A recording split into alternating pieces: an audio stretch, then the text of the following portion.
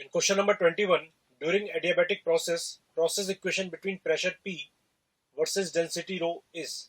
We know that adiabatic process equation is given by PV raised to the power gamma is equal to constant.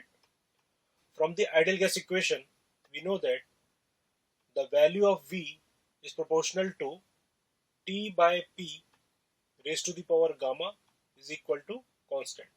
Now, we know that P is equal to rho RT by M, or we can say that the ratio of T by P is equal to 1 by rho. So, this can be written as P into 1 by rho raised to the power gamma is equal to constant, or P into rho raised to the power minus gamma is equal to constant. So option 2 is the correct answer. Let's move to question number 22. In question number 22, internal energy of 2 moles of hydrogen at temperature T1 is equal to internal energy of 3 moles of helium at temperature T2. Then the ratio of T1 by T2 is. We know that the internal energy is given by F by 2 nR into T. So the internal energy of 2 moles of hydrogen at temperature T1 can be written as, for hydrogen degree of freedom is 5, so 5 by 2 into 2 into R into T1 is equal to internal energy of 3 moles of helium. Helium is monoatomic, so 3 by 2 into 3 into R into T2. So if I calculate the ratio T1 by T2, it comes out to be 9 by 10. So option 2 is the correct answer. Let's move to question number 23. In question number 23, consider two rigid insulated containers which are joined to each other by conducting rod.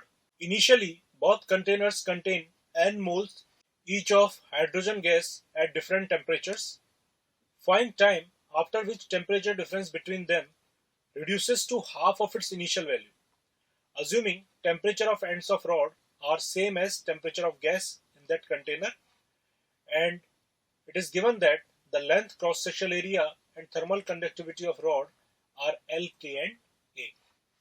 So we know that let T1 is the temperature of this chamber and T2 is the temperature of this chamber at any time T.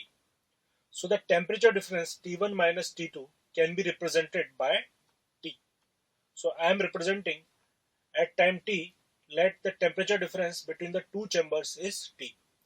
So due to this temperature difference, suppose if heat flows from this chamber to this chamber, then I can write dQ by dt is equal to temperature difference, that is T, divided by thermal resistance of the rod, that is R into Th.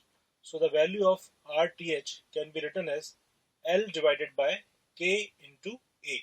Now in time dt, let the temperature of the gas in this chamber is decreased by dt1.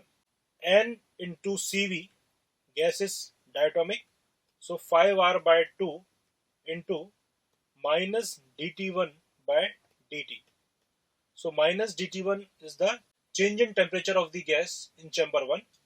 So this is equal to T divided by RTh. Now in time dt, as the heat flows from this chamber to this chamber, then the temperature of this second chamber will increase by the same amount. So we can say that in time dt, the temperature difference between the two chambers is delta T or dt. So we can write further dt is equal to 2 times of dt1. On further solving, if I substitute the value of dt1, this is equal to 2 times of minus 2 by 5 nR into T by RTh into dt.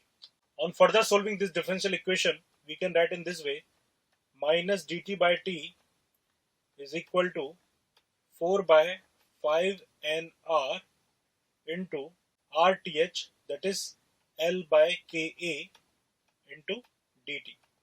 So at t equal to 0, the temperature difference between the two chambers is T, and at any time t, the temperature difference between them becomes T by 2. So on solving this equation, the value of T comes out to be 5nRL divided by 4Ka into ln2. So option 3 is the correct answer. Let's move to question number 24.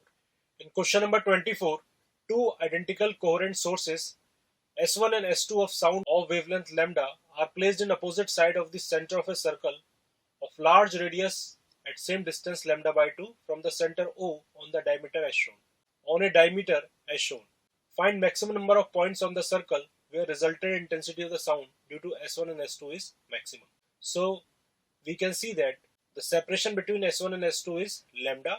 So at this point, the path difference is lambda between the interfering waves, and here the path difference is lambda. So when the path difference is a multiple of lambda, then we have the maximum intensity. So at this point as well as at this point, we will find maximum intensity. At this point, the path difference is 0. So we have 2 points where the path difference is 0, and we have 2 points where the path difference is lambda. So there are total 4 points. So option 3 is the correct answer. Let's move to question number 25. In question number 25, three one-dimensional mechanical waves in an elastic medium is given by y1, y2 and y3 are superposed with each other. The maximum amplitude of the medium particle would be. So the wave represented by y1 and y2 is traveling along x-axis. So it's traveling along positive x-axis.